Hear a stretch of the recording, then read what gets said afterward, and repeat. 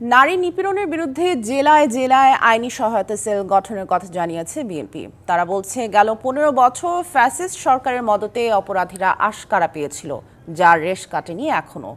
এছাড়া ঐক্য ধরে রাখতে অন্তর্বর্তী সরকারকে অতি দ্রুত নির্বাচন দেওয়ার আহ্বান জানান দলটির নেতারা। এই ঘটনাগুলোর শুক্রবার সকালে বিএনপির কেন্দ্রীয় কার্যালয়ে সমসাময়িক বিষয় নিয়ে সংবাদ সম্মেলন করে বিএনপি।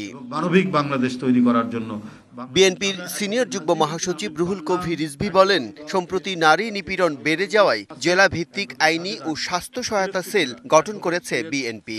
গত 15 বছরের বিচারহীনতার যে সংস্কৃতি এবং আইনের শাসনের অনুপস্থিতিতে যে দুর্যোগ এই দেশের উপর দিয়ে ঘটে গেছে, তার রেশ এখনো কাটেনি।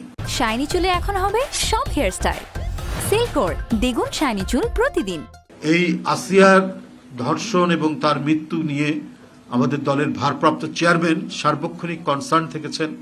তার পরামর্শেই এই সেলটি গঠিত হয়েছে, আইনি ও স্বাস্থ্যসেবা সেল। এদিকে জাতীয় প্রেসক্লাবের সামনে বাংলাদেশের বিরুদ্ধে ভারতের অপপ্রচার বন্ধের দাবিতে বাংলাদেশ নাগরিক অধিকার আন্দোলনের প্রতিবাদ সভায় যোগ দেন বিএনপি চেয়ারপারসনের উপদেষ্টা জয়নুল আবদিন ফারুক। এ সময় সরকারকে দ্রুত নির্বাচন দেওয়ার আহ্বান জানান তিনি।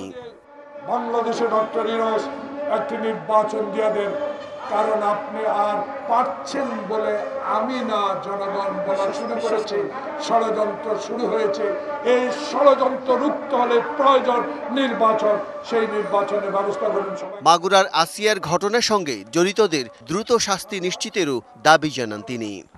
আজও কেন আসিয়া দর্শিত হয়। Bijan Kumar Das, DBC news, Dhaka.